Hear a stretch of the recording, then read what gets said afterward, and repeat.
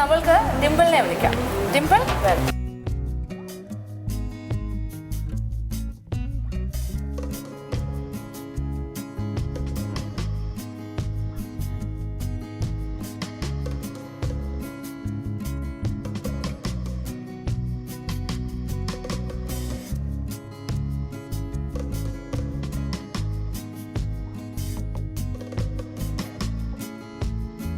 ഡിംപിൾ ഹാപ്പിയാണോ ഈ ആന്ധ്ര ഐറ്റംസ് ഒക്കെ ഉണ്ടാക്കിയിട്ട്?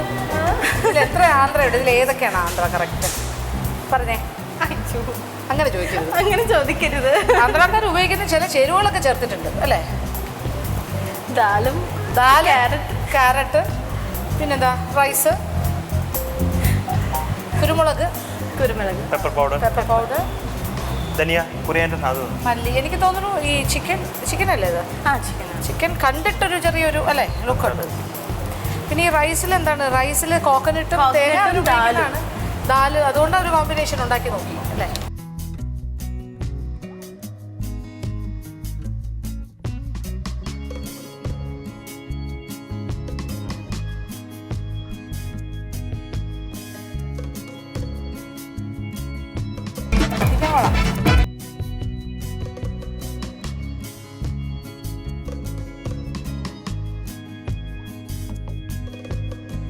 ടൊമാറ്റോ ചേർത്തിരുന്നു.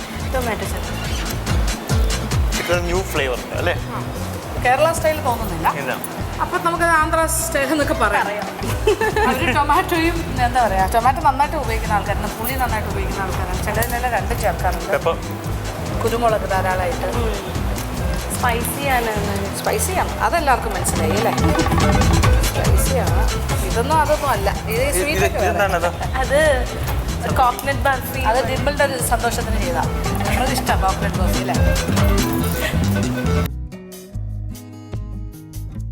ഓക്കെ,